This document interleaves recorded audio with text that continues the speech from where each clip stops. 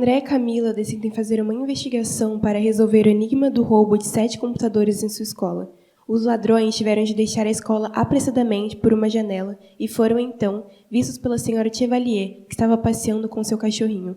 Para evitar de serem denunciados, sequestraram um cãozinho e ameaçaram matá-lo se a senhora Chevalier não se calasse.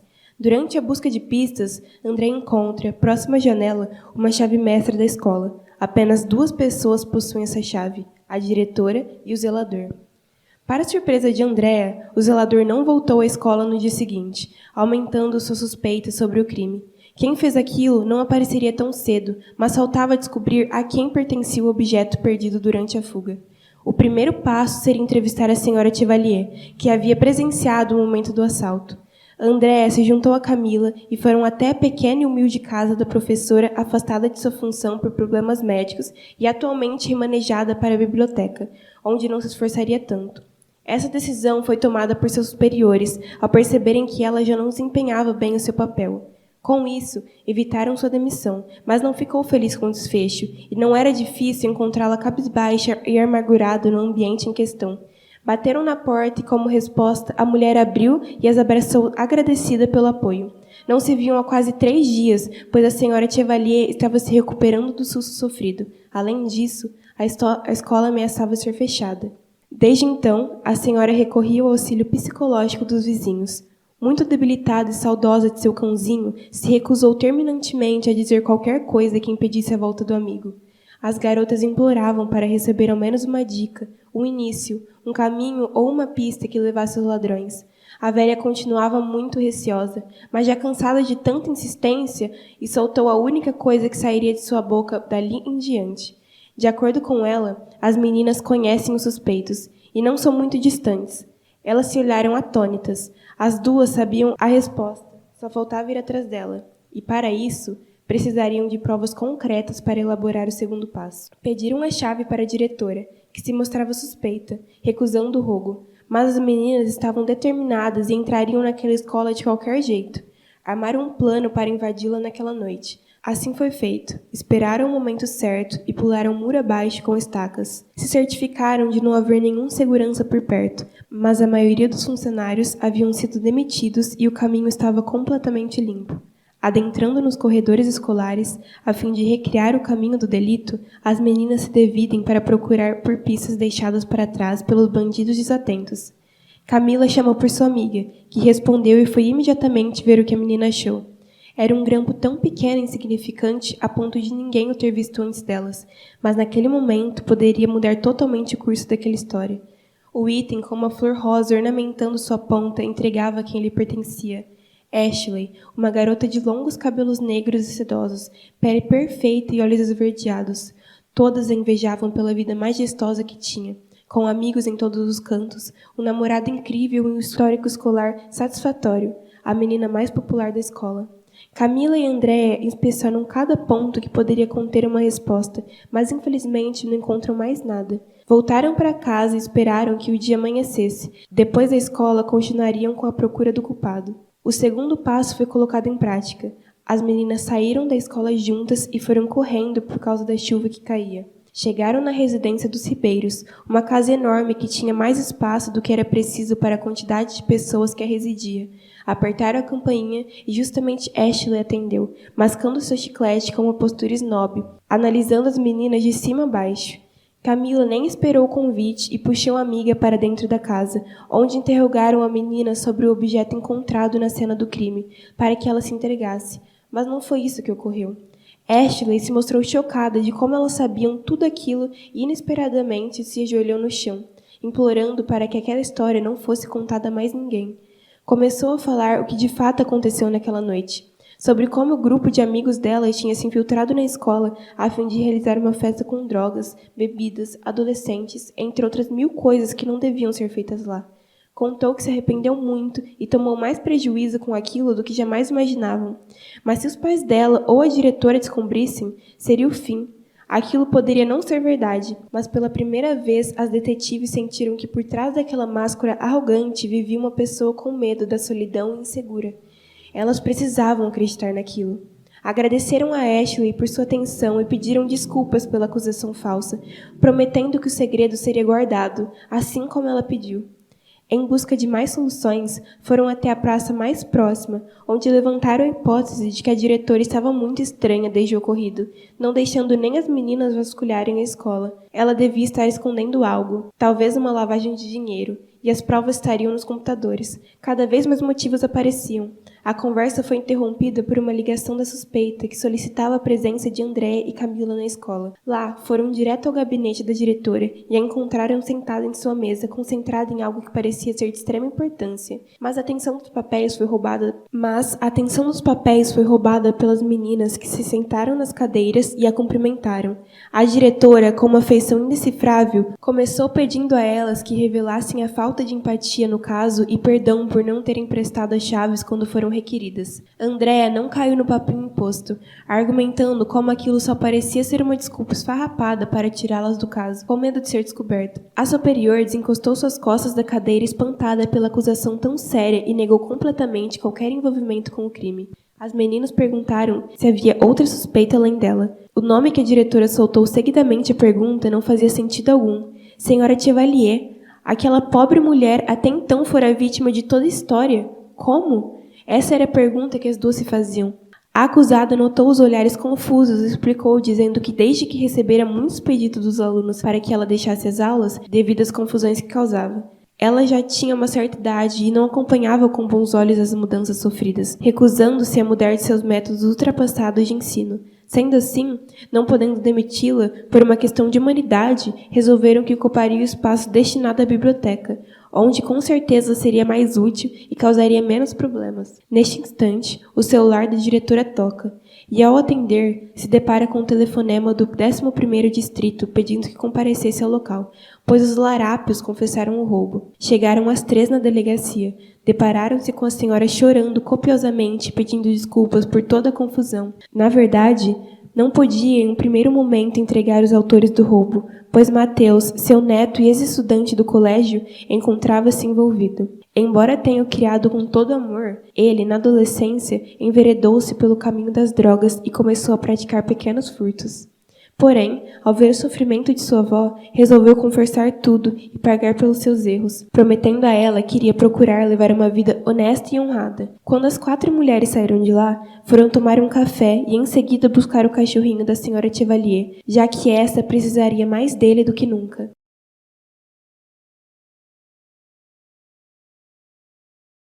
André e Camila decidem fazer uma investigação para resolver o enigma de roubo de 7 computadores de sua escola. Os ladrões tiveram de deixar a escola apressadamente por uma janela, então vistos pela senhora Chevalier, que estava passeando com seu cachorrinho. Para evitar de serem denunciados, sequestraram o cãozinho e ameaçaram de matá-lo se a senhora Chevalier não se calasse. Durante a busca de pistas, Andréa encontra próxima à janela uma chave mestra da escola. Apenas 2 pessoas possuem essa chave, a diretora e o zelador. No dia seguinte, André e Camila vão à sala da diretora para investigar se acham algo suspeito. Mas logo encontraram outra cópia da chave mestra da escola. Quando estavam lá dentro, elas ouvem a porta abrindo e a diretora Dilma entrando, e tem que se esconder dentro do armário. Dilma estava com uma respiração acelerada, como se algo tivesse acabado de acontecer. Pega a chave apressadamente e sai correndo pela porta. André e Camila, então, decidem segui-la. No meio da correria, elas perdem a diretora e entram em uma sala secreta da escola, nunca vista aberta. Lá estava um pote de ração e água para um cachorro. Era Belinha, cadela da senhora Chevalier, junto com vassouras e baldes, claramente do zelador Firmino. A gente vai deixá-la aqui mesmo? Perguntou Andréia. Sim. Ainda não temos provas concretas e poderiam nos acusar do crime. Saindo da sala, entusiasmadas com a descoberta, dão de cara com ele. O que vocês estão fazendo fora da sala, meninas? Diz ele num tom amigável. Estávamos indo ao banheiro, respondeu gaguejando Camila. Voltem logo para a sala, agora não é hora de sair. Elas voltam para a sala e ficam pensando sobre quem é o suspeito. Seria o zelador, Dona Dilma, os dois? E ainda tinham que investigar mais.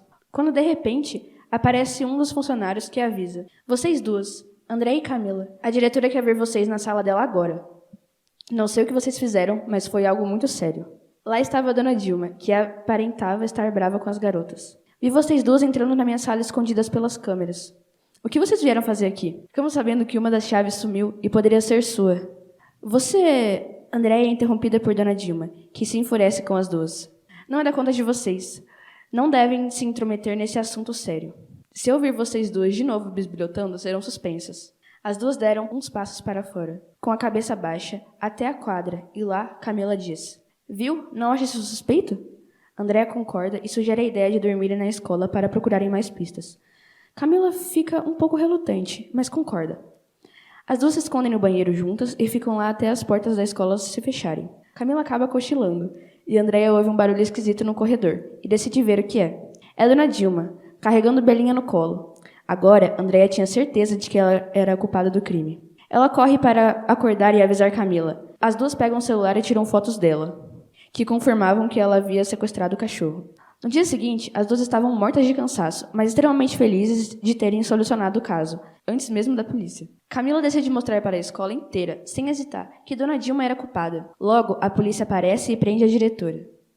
2 semanas depois. Tudo estava resolvido, e elas tinham até ganhado pontos na média.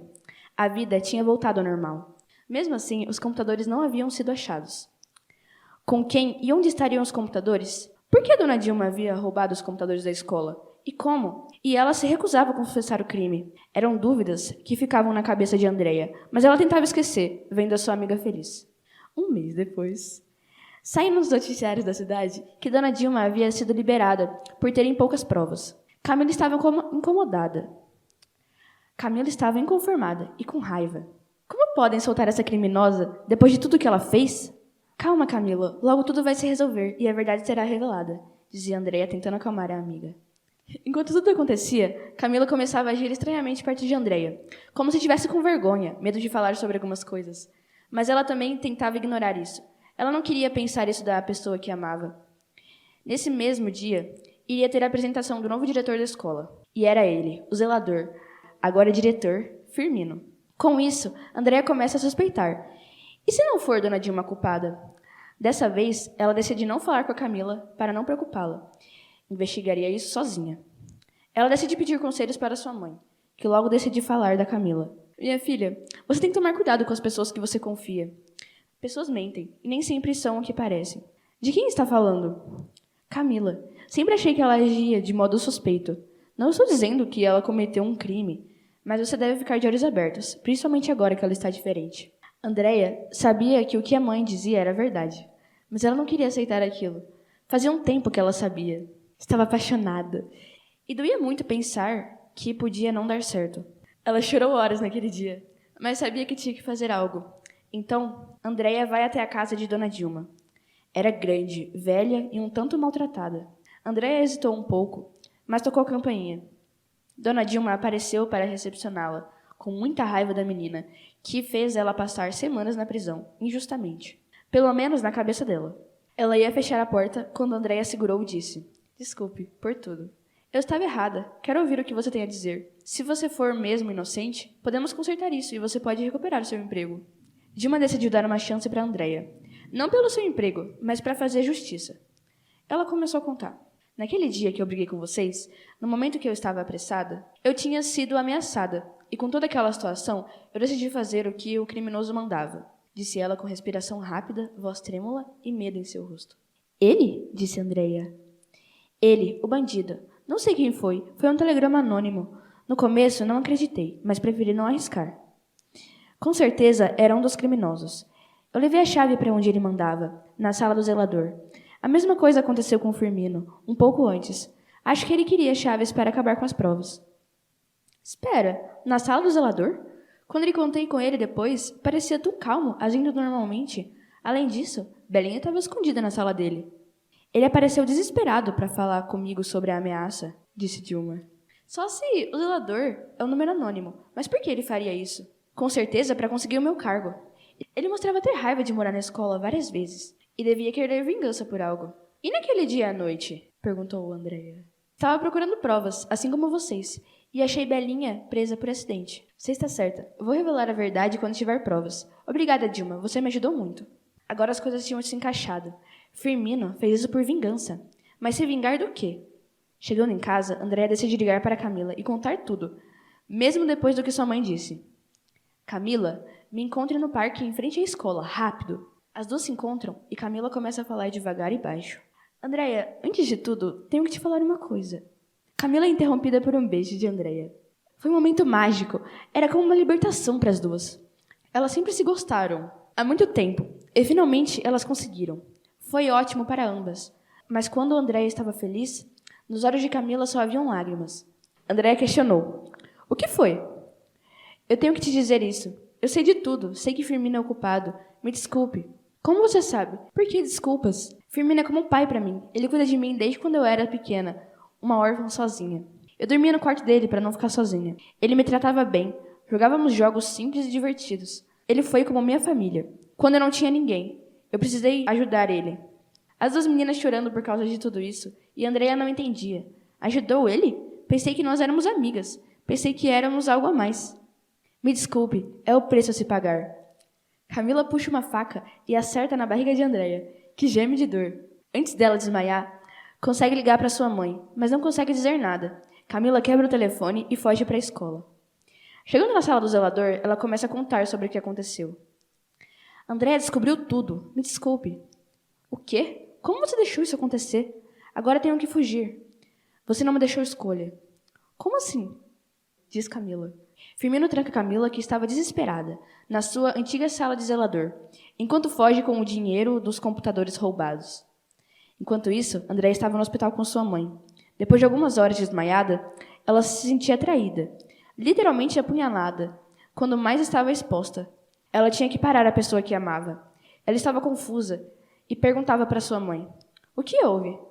Eu recebi a sua ligação e saí correndo o mais rápido possível para onde você estava. Você tinha sido esfaqueada. Fiquei tão preocupada. Que bom que você está bem. Mas, mãe, foi a Camila. Eu nunca imaginei que ela faria algo assim. Andréia estava chorando novamente. E agora com raiva também. Agora passou, filha. Agora passou. No dia seguinte, Andréia ignora sua mãe e decide ir à escola escondida. Ela queria resolver aquilo. Quando chegou, havia várias viaturas na porta. Sua mãe realmente denunciou para a polícia tudo o que aconteceu. Os policiais chamaram ela na entrada quando a viram. Você é Andréia? Sim. Precisamos da sua ajuda. Sua amiga não quer falar conosco. Você acha que consegue conversar com ela? Posso tentar. Ela entra na sala onde Camila estava algemada e olha para ela com os olhos cheios de raiva. Como você pôde fazer isso comigo? Desculpe-me. Agora eu entendo que Firmino estava errado.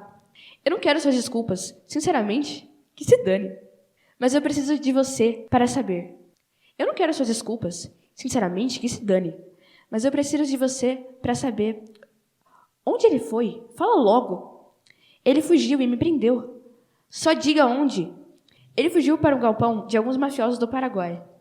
A localização está escondida em um cofre da sala dele. A senha é 071007. Obrigada pela colaboração. Andréia estava chorando muito e com uma vontade de bater na sua amiga, até que ela se sentisse como ela estava. Mas ainda restava um pouco de amor. Ela sai da sala e diz tudo para a polícia. Firmino e Camila foram presos.